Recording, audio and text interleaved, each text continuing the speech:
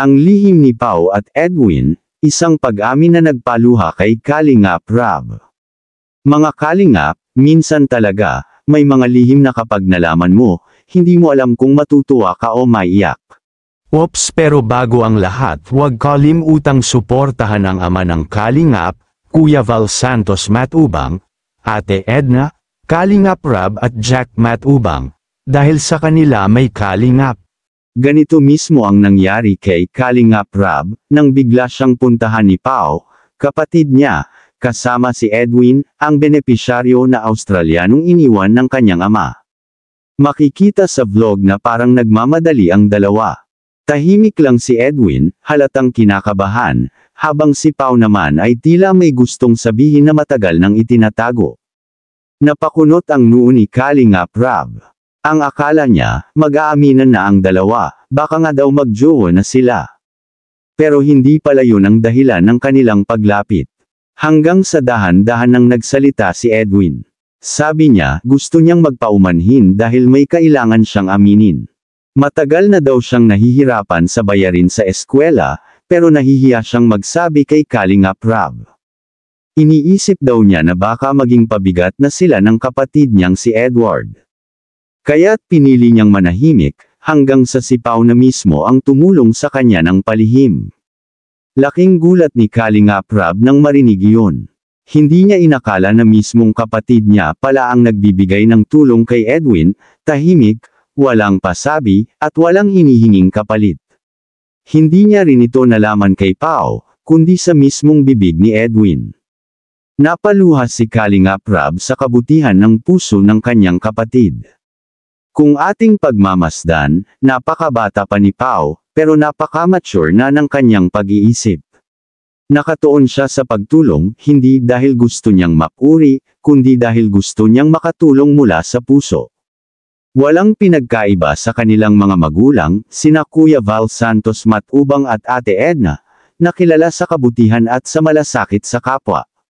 Napakaganda ng pagpapalaki nila sa kanilang mga anak. Kaya sabi ni Kalingap Rab, kapag dumating man ang panahon na si Edwin at Pao ay magkatuluyan, hindi siya tututol.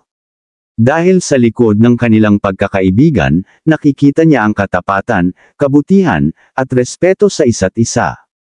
Sa isang bahagi ng usapan, hindi rin napigilan ni Kalingap Rab na itanong kung may balita na ba sa kanilang ama, ang Australiano na matagal nang nawala. Malungkot na umiling si Edwin. Wala na raw silang pag-asa pa. Sabi pa niya, nasanay na rin sila sa hirap at sa buhay na walang gabay ng magulang. Ngunit ang payo ni Kalingap Rab ay tumatak sa lahat. Mag-aral kayong mabuti. Magtapos. Dahil ang edukasyon, yan ang tanging kayamanang hindi mananakaw sa inyo. Kapag dumating ang araw na wala na ako o wala na ang tumutulong sa inyo, yung diploma nyo ang magiging sandigan nyo. Yan ang pruweba na minsan, may taong naniwala sa kakayahan nyo. At sa huling bahagi ng vlog, naramdaman nating lahat, hindi pala tungkol sa pera ang pagiging kalingap. Ito ay tungkol sa puso. Sa pagtulong ng walang hinihingi, at sa pagdamay kahit walang kapalit. Aral sa kwento. Ang tunay na pagtulong ay hindi kailangang ipagmalaki. Minsan, yung mga tahimik, sila pa yung may pinakamalaking puso. 2, 3, 4, 5, 6, 7. Pang-date nyo na, hindi pang-date nyo yun ha. Hindi sa mga swipe kaya rin. Basta may gaganti mo lang, pagbutihin mo. Mag-days lang naman ang taon, diba? Dito lang naman ang kalingap kapag gano'n. Kapag nakagraduate ka na, malay mo sa kalingap din. Sa kalingap ka din pala, ano? Kalingap din ba? Importante yung, ano ba, diploma. May pinag-aral. Kasi pag nawala ang kalingap, meron kang reserva. Yung diploma mo. Pwede kang dalhin kahit saan. Kahit pagtrabaho ka sa ibang bansa, hanapin mo yung tatay mo. Paano pa lang balita sa papa mo? Ano na ba? Wala po, pero parang wala talagang pag-asa nakita sa papa. Yung lang, sana naman po, pero Sanay naman kayo na kailan. tsaka andyan po yung si father ko po.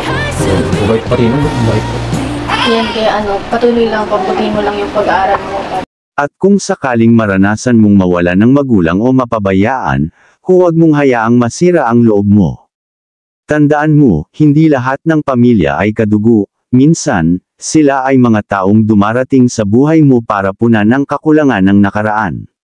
Mga kalingap, kung nagustuhan nyo ang kwento ng kabutihan at inspirasyon, huwag kalimutang mag-like, mag-comment, at mag-subscribe. Dahil marami pa tayong mga kwentong magpapainit ng puso at magpapaalala na ang pagtulong, kailanman, ay hindi mawawala sa puso ng isang tunay na kalingap.